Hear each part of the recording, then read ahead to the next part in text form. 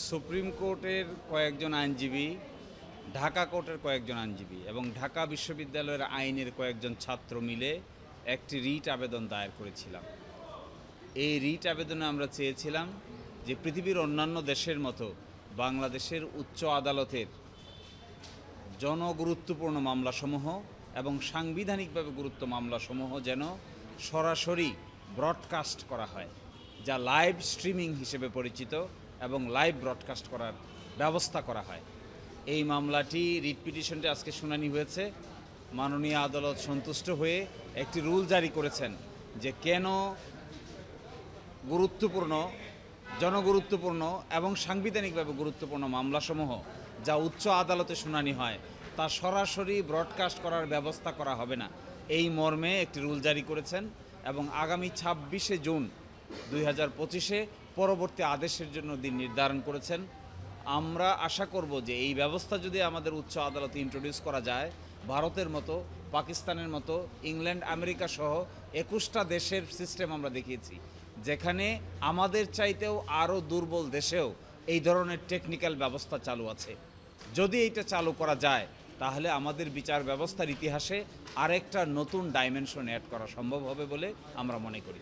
এখন যে কোনো ব্র্যান্ডের পুরাতন এসি বদলে নতুন ওয়ালটন এসিতে উপভোগ করুন 25% ছাড়। লাইভ স্ট্রিমিং যদি থাকতো তাহলে আইনজীবী বিচারক উভয়ই আরও সতর্ক হতো। যদি আইনজীবী বিচারক জানতে পারত যে তিনি কি কথা বলছেন, কি রেফারেন্স দিচ্ছেন, কি বক্তব্য উপস্থাপন করছেন, কিভাবে আর্গুমেন্ট করছেন, কিভাবে পেজ দেখাচ্ছেন, কিভাবে আদালতকে কনভিন্স করার চেষ্টা করছেন, তাহলে আমার মতে আইনজীবী এবং বিচারক সকলেই কথাবার্তা বলার ক্ষেত্রে অনেক সতর্কতা এবং শিক্ষা দীক্ষায় আরও অনেক বেশি সচেতনতা অর্জন করতেন, আর্গুমেন্টেটিভ হতেন এবং রেফারেন্স সঠিকভাবে ব্যবহার করতেন। আইনজীবীরা আমরা আপিল বিভাগে কোথায় কি কথা বলছি, মক্কেলের পক্ষে, জনসাধারণের পক্ষে সব দেখা সম্ভব হয় না, কিন্তু যদি দেখার সুযোগ হতো তাহলে আমরা অনেক সতর্ক হতে পারতাম। এটি সকলের জন্য প্রয়োজন। এই জন্য করাটা অসুবিধার কোনো কারণ নাই, করাটাই বরং সুবিধারই কারণ হবে বেশি। এই জন্য আমরা বলছি শুরুতে সব মামলা না, শুরুতে আমরা বলেছি জনগুরুত্বপূর্ণ মামলা আর সাংবিধানিকভাবে গুরুত্বপূর্ণ কেস। যেমন ধরেন আপনার ত্রয়োদশ সংশোধনীর কেয়ারটেকার মামলার রিভিউ শুনানির জন্য আসতেছে।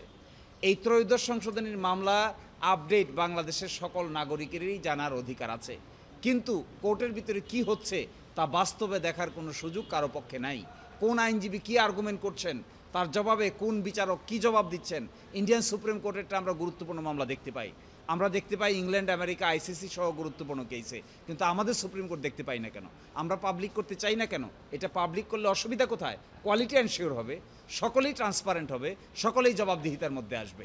এটা হওয়া উচিত এবং আমার বিবেচনায় হলে সকলেরই সতর্কতা বাড়বে, কারোই অসুবিধা হবে না। উকিল, আমাদের আইনজীবীদের মধ্যে যদি কোয়ালিটি বাড়ে আর কারো যদি ওকালতি বন্ধ হয়ে যায়, সেই উকালতি বন্ধ হওয়ার বয়ে সেও কোয়ালিটি বাড়ানোর চেষ্টা করবে। কেউ যদি আশঙ্কা করে যে মানুষ দেখে ফেলবে, এই দেখার ভয়ে কি লেখাপড়া করতে হবে না? এবং লেখাপড়াটা উপস্থাপন করতে হবে, উপস্থাপন করলে কোয়ালিটি এনশিওর হবে। পিপল অ্যাডজুডিকেট করতে পারবে যে কোন আইনজীবী কী কথা বলেন আর তার রেসপন্সে কোন বিচারক কী কথা বলেন।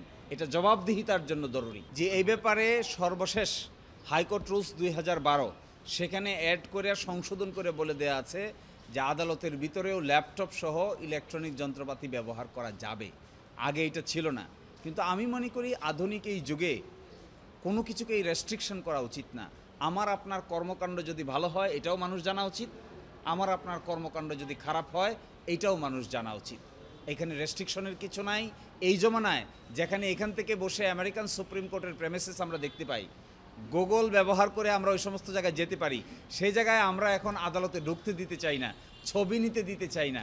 আমি মনে করি এগুলো এখনও সেকেলে ধারণা, আধুনিক ধারণা নয়। যে সমস্ত জায়গায় এগুলো হচ্ছে, যে সমস্ত জায়গায় এখানে আছে, সেই সমস্ত জায়গায় কি সিকিউরিটি প্রবলেম হচ্ছে? এবং যে সমস্ত জায়গায় এগুলো হচ্ছে সেই সমস্ত জায়গায় বরঞ্চ সিকিউরিটি আরও অনেক বেশি নিশ্চিত হচ্ছে, এবং এটা পরীক্ষামূলকভাবে চালু করা দরকার। আমরা এটা বলছি না যে এখনই ম্যাজিস্ট্রেট আদালতে চালু করে দেন, জজ আদালতে চালু করে দেন। আমরা বলছি পাইলট প্রজেক্ট হিসেবে গাইডলাইন তৈরি করে সুপ্রিম কোর্টের গুরুত্বপূর্ণ মামলাগুলো, যেমন আপনারা দেখেছেন বিগত দিনে কয়েকদিন আগে শুনানি হয়েছে ওয়ারেন্ট টু প্রেসিডেন্টের case. Warrant to president case মানে হলো বাংলাদেশের নাগরিকদের রাষ্ট্রীয় মর্যাদা কার কি হবে তা নির্ধারণ করা হচ্ছে। বাংলাদেশের মানুষ জানে, জানতে পারছে, কোর্টে কি আর্গুমেন্ট হচ্ছে, কেউ তো জানে না। তো জানলে অসুবিধা কোথায়, আর জানাতেই বা আমাদের অসুবিধা কোথায়? এটা হওয়া উচিত।